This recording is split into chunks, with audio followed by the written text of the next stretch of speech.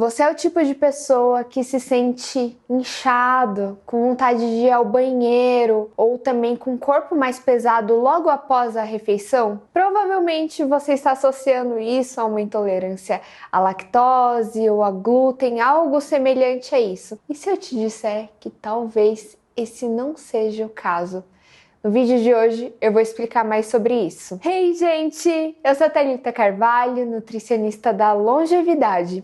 E no vídeo de hoje eu vou explicar para você sobre o protocolo Low FODMAP. Eles são oligosacarídeos fermentáveis de sacarídeos, monossacarídeos, polióis, que são carboidratos de cadeia curta, que são mal absorvidos no nosso intestino. Todos esses sacarídeos, essas cadeias que eu expliquei para vocês, eles têm um desempenho diferente no nosso organismo, principalmente se tratando do intestino. Existem pessoas que têm uma sensibilidade maior no intestino. São casos de, por exemplo, pessoas que têm síndrome do intestino irritável. Quando a pessoa está em uma fase de maior ansiedade, está passando por um momento mais difícil, de maior pressão, muitas vezes o intestino acaba tendo um desempenho não tão adequado comparado a um momento que a pessoa está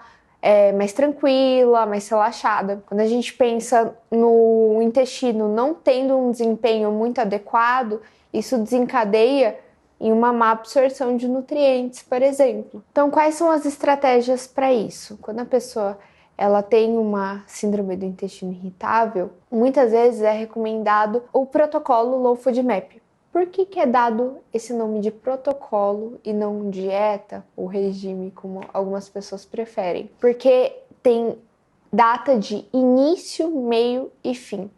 Isso nunca deve ser levado como um estilo de vida, porque são alimentos excelentes para a saúde que são retirados por um curto período da alimentação da pessoa.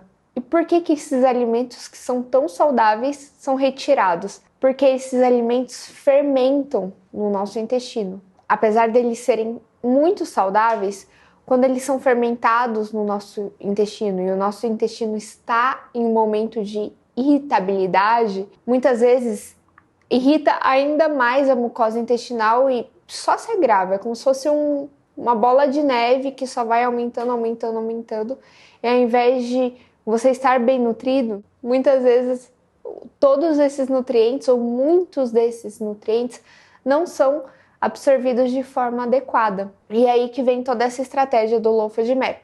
É um protocolo de muita restrição alimentar.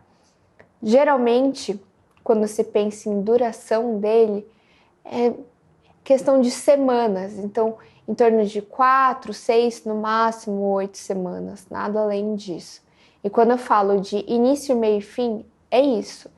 Tem o início, o meio já começa com a volta desses grupos de sacarídeos, então de forma gradual, para você conseguir identificar, e não só você, mas você com seu profissional da saúde que te acompanha, a descobrir quais são os grupos de sacarídeos que mais você se adapta e aqueles que mais irritam a sua mucosa. Então, é uma estratégia para tudo isso. Então, essa é uma fase de, como se fosse descoberta e também um momento para você acalmar o seu intestino. Não são todas as pessoas que descobrem o que tem realmente de restrição. Apesar disso, é recomendado para pessoas que têm, de fato, síndrome do intestino irritável, fazer esse protocolo uma vez por ano, por exemplo. Claro que tudo isso com acompanhamento médico e nutricional muito adequado e muito personalizado para a pessoa. Ainda tem muita tecnologia para surgir nessa parte de ser certeiro no que você de fato tem uma intolerância ou até uma alergia. Então, quando eu falei lá no começo que muito é associado a uma intolerância à lactose ou uma alergia ao glúten, é justamente por isso. Quando pensa em glúten, lactose, os exames estão bem mais avançados. Tem já exame que detecta se a pessoa de fato tem intolerância à lactose. Você vai em um laboratório, mede toda a sua curva. Isso já é excelente. Mas pensando em uma gama muito grande de alimentos, não é o caso. Então, quando eu falo que ainda tem muito a crescer, muita tecnologia para surgir quanto a isso, eu espero que isso chegue o quanto antes, é justamente por isso. Então, graças a Deus, a gente tem essa alternativa de fazer o protocolo e muitas vezes as pessoas conseguem, na retomada, ver o que tem mais sensibilidade, o que não tem, o que está tranquilo e manejar muito bem isso com um profissional da saúde. Perfeito! Agora que eu contextualizei para vocês o que é, para que serve, quanto tempo dura o protocolo Low FODMAP, eu vou responder algumas dúvidas mais frequentes dela. A primeira, o protocolo Low FODMAP é uma dieta de emagrecimento? Não, não é. O protocolo Low FODMAP, ele é feito com o objetivo de investigar e também desinflamar o intestino que está em fase de irritação. Low FODMAP serve para atletas? Eu particularmente não recomendaria para momentos de campeonato, por exemplo, um protocolo Low FODMAP. Como é um momento de muita restrição, não é muito estratégico remanejar tudo isso. Eu usaria, por exemplo, o Low FODMAP para um momento de recuperação pós-campeonato ou nesse meio de campeonato e treino, mas nunca como um momento específico que a pessoa precisa de fato se preocupar com a alimentação de uma forma muito minuciosa e precisa estar com um intestino muito bom. Então, isso é um pré-prova que eu colocaria de alguns meses antes. Posso seguir Low FODMAP por conta própria? Não. E por que não? Assim como qualquer dieta que colocam na internet ou algo do tipo, nunca é personalizado para você. Quando você pensa em retirar diversos alimentos que são saudáveis, é muito mais difícil de saber, ser certeiro no que você vai substituir.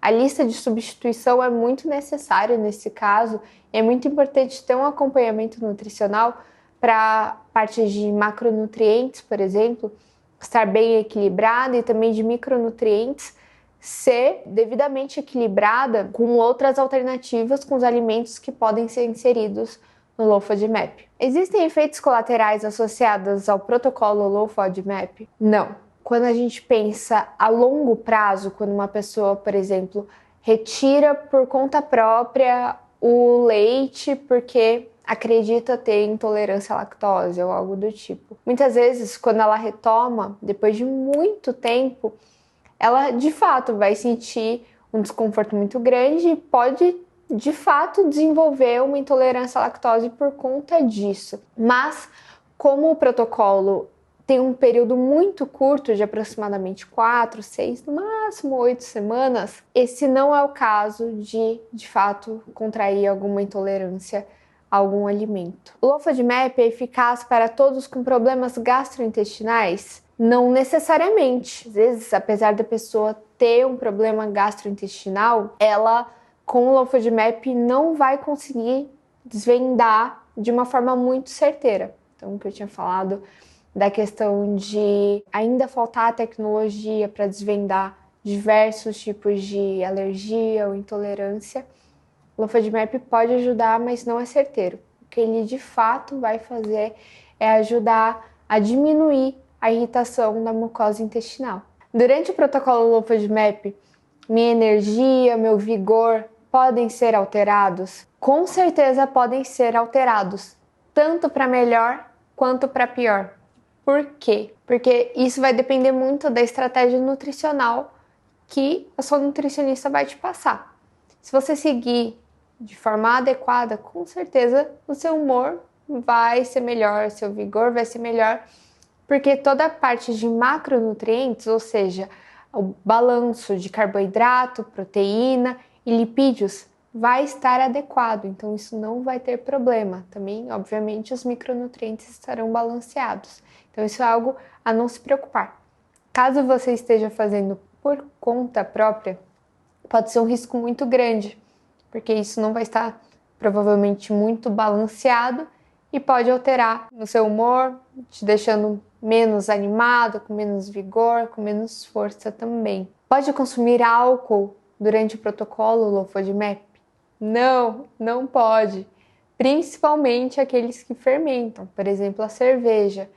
Isso vai gerar ainda mais um desconforto abdominal, então é muito importante que esse hábito, se você tiver, seja deixado de lado enquanto estiver nesse período curto de Low FODMAP. E por último, Low FODMAP é seguro para crianças? Eu particularmente não recomendaria. E por quê? Quando a pessoa tem uma síndrome do intestino irritável, geralmente isso é desencadeado de anos de um certo padrão de alimentação ou algo do tipo. Então, para crianças, é muito mais adequado apresentar uma alimentação saudável para ela. Esse é o maior foco que deve ser dado às crianças. Agora, o Low FODMAP, por ter uma restrição muito grande, é muito mais recomendado para adultos. Crianças, só em caso de fato, está em fase de descoberta de uma intolerância, algo assim, com uma prescrição médica, nutricional, se realmente o profissional da saúde indicar isso, tudo bem, mas por conta eu nunca recomendaria. E é isso, gente. Espero que tenham gostado disso. Me contem aqui nos comentários se vocês já conheciam o protocolo Low FODMAP.